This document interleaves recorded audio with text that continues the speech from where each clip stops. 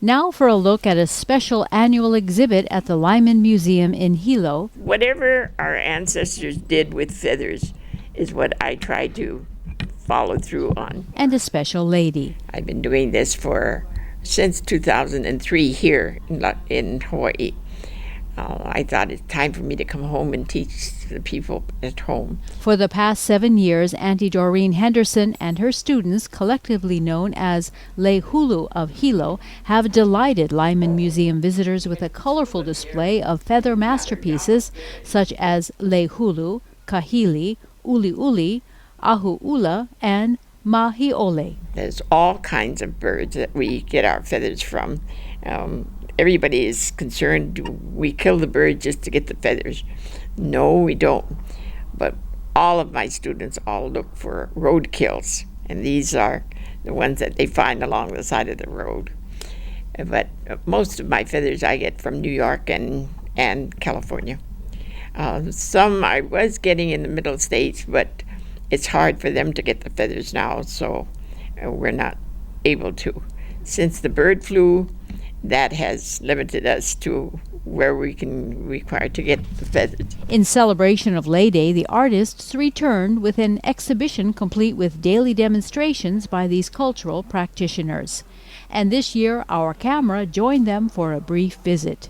All the feathers that I get come from either New York or California, and then it's sent to Las Vegas to where I can have them dyed. Because of their exotic shows with Featherwork, they use the dyed feathers quite a bit. So they're able to dye feathers for me, and which is great because otherwise I would never be able to do what I'm doing.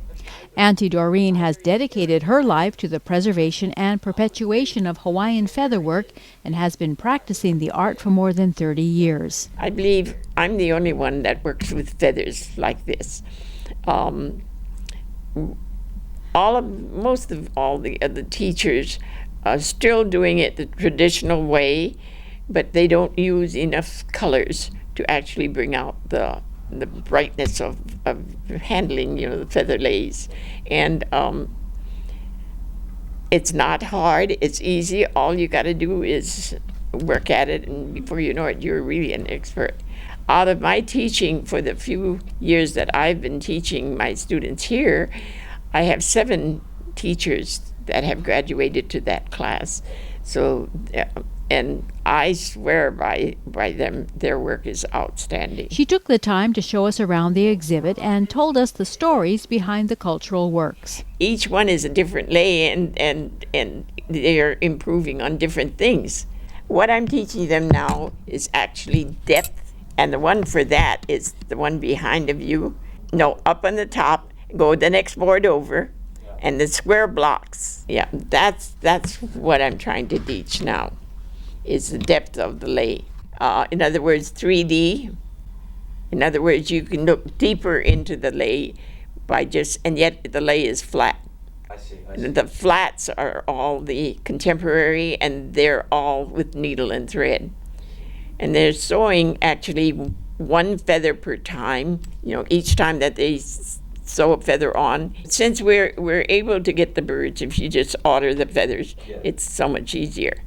But if you're going to catch them, I catch chickens, and you can catch them because you're going to kill them and eat them. But I still have not, actually done it.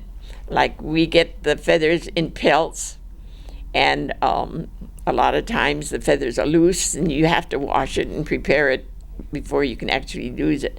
Same like when you get it on the pelt, it's good to wash it it brightens up the feather. It makes it look alive. Some of them have already made the ring neck up on the top of the pheasant. Yes, she's doing an opala lay. Opala is like the rubbish, little bits of things, and that's what she's working on.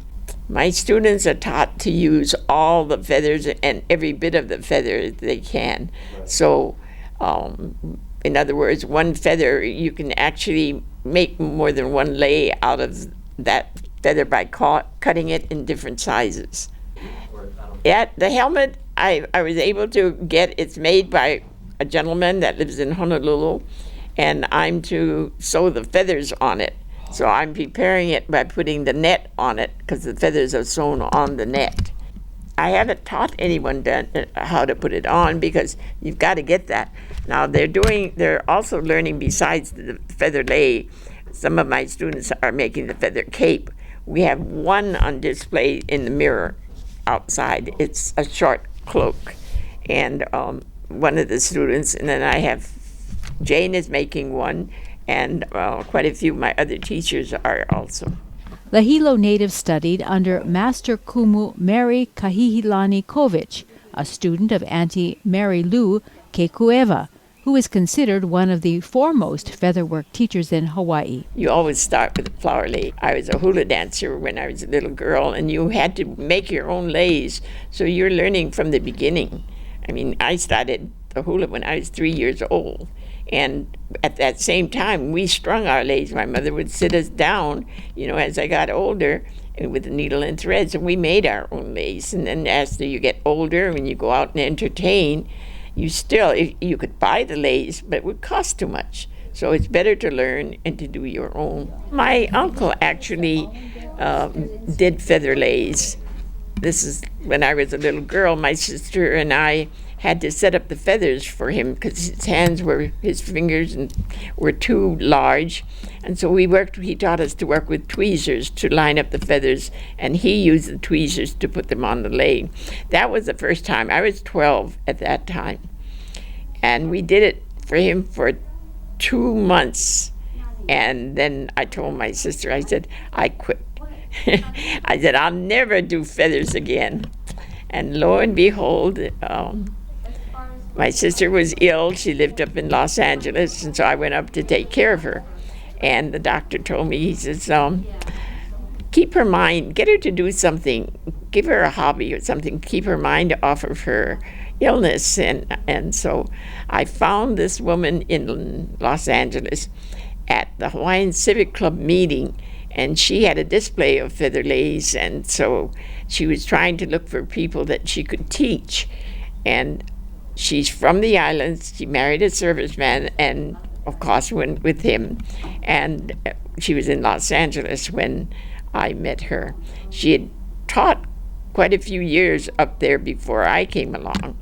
But my sister was given only a year to live, but she lived only 3 months to live. And she lived for 2 years. And in that 2 years, she did 11 leis. And but all that time we were both learning. So that's what my teacher, and her name was Mary Kovich. And she was a student of Aunty Mary Lou Kekuewa, who is the master in Honolulu. And so I was very honored to actually learn from her, because I can remember, I can just see myself, not me, I'll never do feathers. And that's what I'm doing. But I didn't start until, oh my goodness, when I went up to Los Angeles. And that's a good 35 years ago. It's when I actually started working with feathers. But it was only because I seen the feathers, and I knew what it would look like, that we were interested in, and got my sister actually to be able to keep her mind off of her illness. She herself went on to found Le Hulu of Hilo. I hold graduation after they've completed 13 requirements that the standards are what the leis should be. Everybody says, well, when do you actually learn how to do everything? And you don't, because even working with my students, they'll come up with a problem. I've never had that problem, but I know how to correct it. So I'm actually learning from them. I mean, I can see their work, and I think to myself, now they're creating their own. And I think to myself, well, why didn't I think of that? So you're really learning all the time. I continually try to do leis to show them the different ways that they can change or improve their ways. I sort of push my students to actually paint with their feathers. So the more colors that they have from the birds, the prettier the leis would be. The goose feather I found is the best one that takes to the dyeing, and the feather is stronger and the colors last longer. And it's actually something that they can learn from the feathers because it is stronger, a little bit more sturdier. It's easier to manage, and it sort of stays in place. It doesn't split. Whereas the natural feathers are soft and very easy to get out, ruffled up or out of place. And so the basic of their learning is done with the goose feathers. And then after they've gone through the requirements of knowing the different ways to sew the feathers on, then they are able to go on to the natural feathers. And the natural birds are practically extinct, the ones that our ancestors used.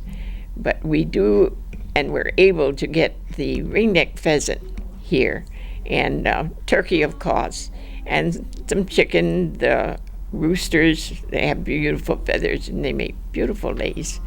And from that, we've sort of grown. I'm able to get the peacock and all the other birds from the mainland, and which is in New York, is where I order it from, New York and California. And it gives a variety so that they can, their leis are outstanding. That, I must say, gives me a lot of competition in my work. But I feel that if I've got competition, then I know their work is good. And I'm doing my duty as to be their teacher. Mm-hmm. It perpetuates our culture, and there's very few of us that are doing this. In fact, I don't believe there's more than even a half a dozen here that are teaching, but they're all over the world, because with my teacher that taught us, she has nine people out teaching. Not all of them are doing it. In other words, they don't have a lot of students, but they're continually teaching anyone that wants to make a lei. Mm-hmm. But mine is a regular class. It's just like they're going to school, because there's so many things that they have to do. Mm-hmm. So when they join the class, they've got, actually they start with a towel. I use a hand towel that they start with, and they bring a notebook and pencil, and then a roll of masking tape. That's all they start with until they come with me. And as soon as they come with me, then they start working on the feathers. If they want to learn how to do the feathers, and I'm not here, then see with my students. I mean, they'll all show them what to do. But, time flies by, and so I'm trying to teach as many as I can before I'm gone. But I enjoy this work, and I do everything. I can talk all day and all night about feathers. The exhibit runs through May 12, 2012.